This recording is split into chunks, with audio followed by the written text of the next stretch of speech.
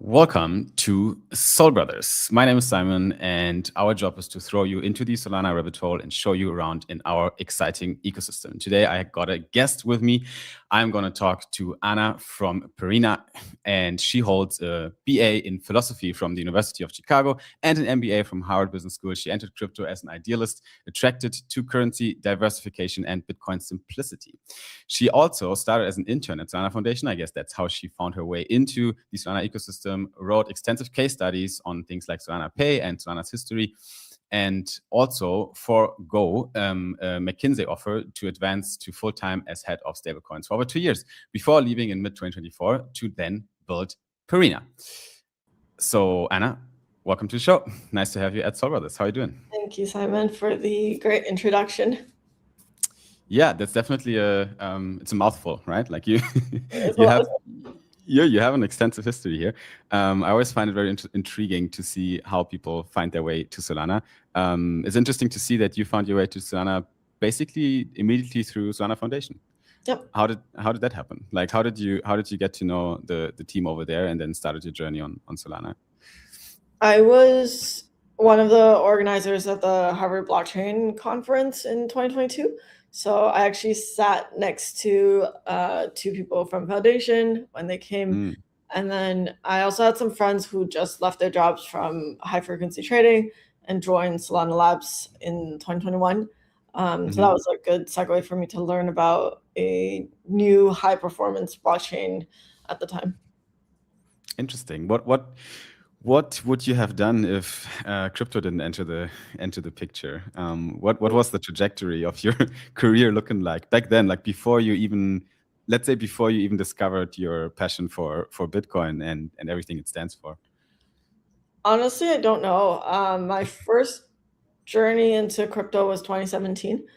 So I read the Bitcoin Standard. I got really interested in freedom of transferring money and transferring value really to anyone in the world in a reliable, private way.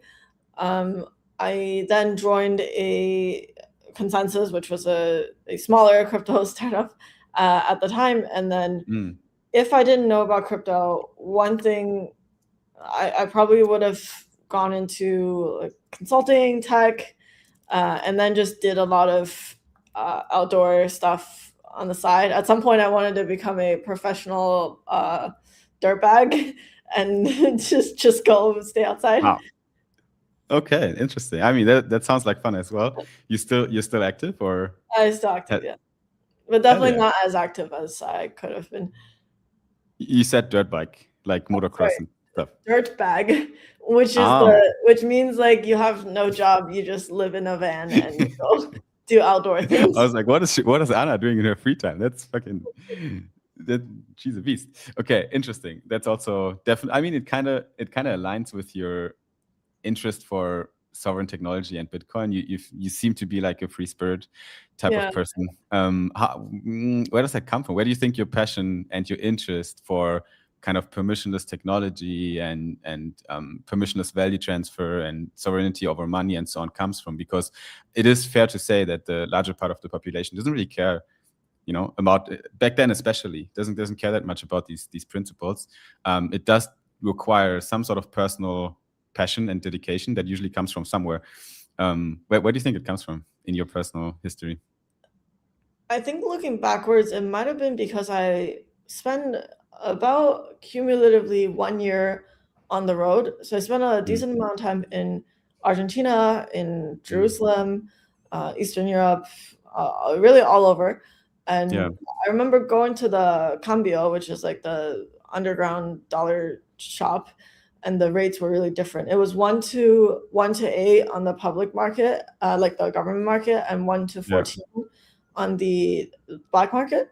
And now I don't even know, it's 1 to hundreds, thousands maybe for pesos, but back then it was a different rate. So I think growing up in different countries also learned that, okay, there are multiple currencies. So it came really intuitively to me that everybody, in my head as a kid, everybody should have multiple currency accounts. You need to like manage, the money from one country didn't work in the other country. And it's a high friction point of I want to move something or some value from point A to point B. At least for most Americans, that's not a pain point they ever thought about.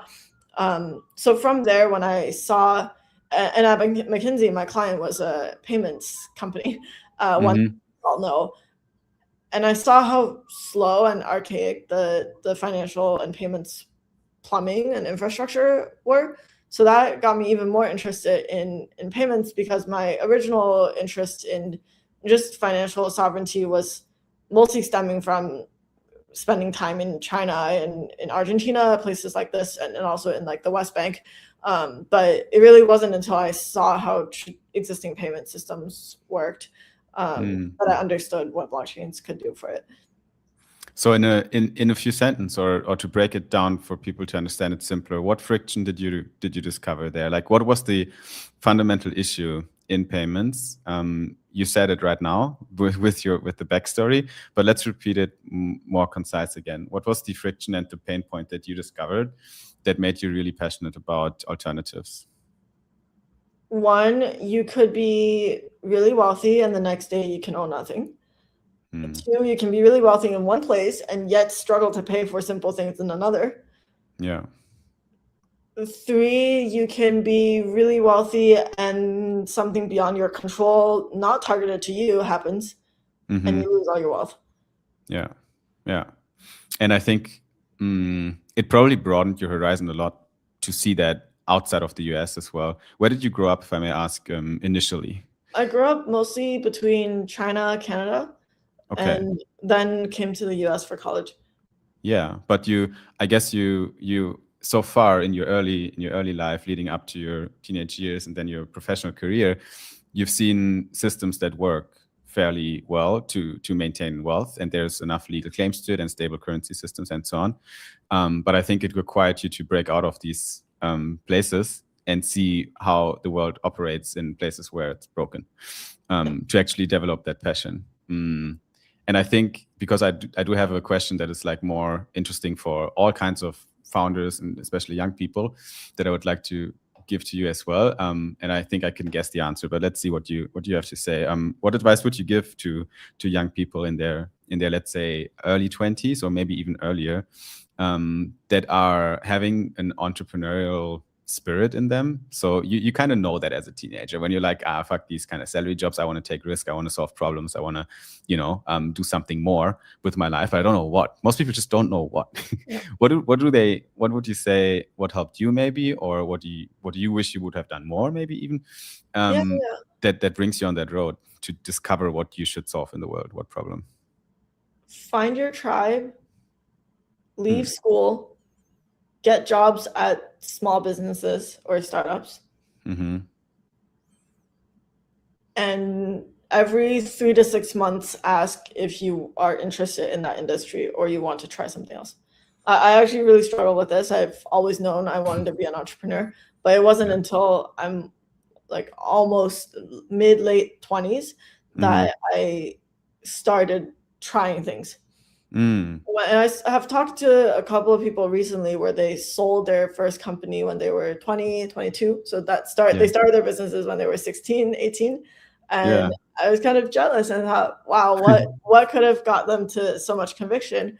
I think that's where I would tell people to go. If you know you want to build something, start it early. It could be as small as building websites for your mom's friend because they don't know how to build a website, or anything you can start with. And isn't it crazy the time we live in now, where you literally have everything at your fingertips? You can be a solo entrepreneur and do great things, more than ever, right now. I think if people like yourself would have the same toolkits than right now, plus the experience you have now as a 16-year-old, you'd fucking go crazy. I wouldn't go to school. I would tell my kids to leave school to go do stuff they want to do. Yeah, that's actually super insane if you think about like how much changed in the past, let's say 10 years, right? To entrepreneurs. And I think that's also why so many young people are now actually like, it's because of two reasons in my opinion. One reason is because the world is a bit broken and systems are a bit broken, and there's sort of controversy, and as a young person you're like, okay, this system is not going to protect me. I need to figure shit out myself. Plus you have also the options and tools to figure shit out yourself. Exactly. So that combination, right, that brings you on the same path. Is there anything you would have done different? Like if there's one, there's always some things, and I hope you don't have regrets, but it's something different than reiterating through your career and being like, okay, I would have chosen this and this different if I can rewind, right? If I can hit the replay button. Anything you would have done different? Or a lot in my early career. I would have probably not finished college and go work for things I thought were interesting, and just be less worried and talk to more people. Now I talk to people via podcasts because I just don't talk to them. I whoever I want to know, I listen to their interviews, and essentially I've had the kind of proxy conversation of getting their wisdom. So that's all at your fingertips now. Yeah.